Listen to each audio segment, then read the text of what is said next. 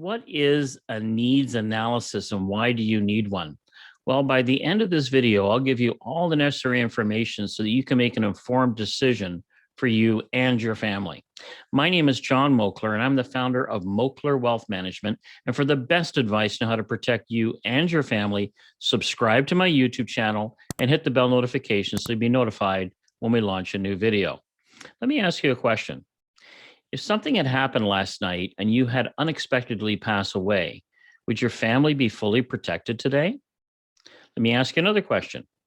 If you're at home, cleaning out the gutters or washing the windows, and you fell down off a ladder and you hurt yourself such that you could never return to work again, what is going to be your monthly paycheck for the rest of your life? And one last question.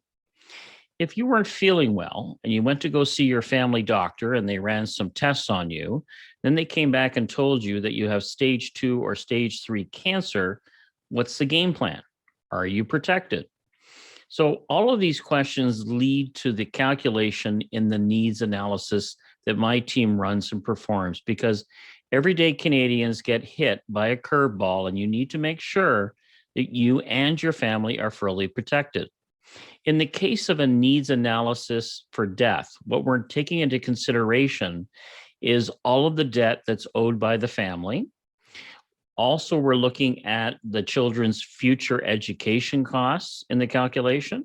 We're also looking at your contribution to the monthly lifestyle budget, and finally, your funeral costs. And so we calculate that all out.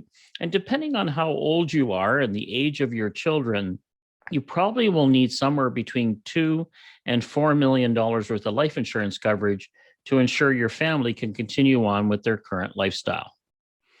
In the case of injury, when we're taking a look at where you cannot return to work, what the calculation of the needs analysis looks at is what is the monthly lifestyle budget and how much are you contributing to it? So let's assume your monthly lifestyle budget is somewhere between $10K and $12K per month, and you're contributing 50% of that. So then you will need to make sure that you have a disability policy in place for at least $5,000 to $6,000 of benefit per month, because if you don't have this coverage, the pressure will mount.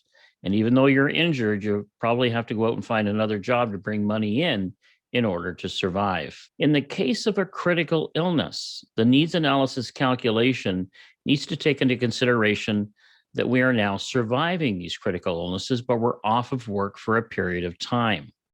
So if you're making anywhere from $100,000 to $200,000 per year after taxes, and if you're the average male in Canada and you get a critical illness, you're going to be off work for somewhere between 12 and 18 months. So in that example, you're going to need at least $200,000 to $300,000 in critical illness coverage. For the average female in Canada, when they get a critical illness, they are off work for somewhere between 18 and 24 months. So the average female needs somewhere between $300,000 and $400,000 worth of critical illness coverage. So as you can see, a needs analysis takes a number of calculations into consideration, and you need to make sure that you're working with someone who actually knows what they're doing. Otherwise, there may be a gap in your coverage and you may need to tap into some of your reserve funds ahead of time. COVID-19 has taught us a lot about frontline workers and our own mortality. Make sure you're protected and make sure you get a needs analysis done for you and your family. If you'd like to learn more about how to get a needs analysis done, click on the link below to apply to become my client. And if you like this video, give it a thumbs up, subscribe to my YouTube channel, and share it with a friend. Thanks for watching. And always remember, when we design financial plans for our clients, we always make sure their money outlives them in retirement.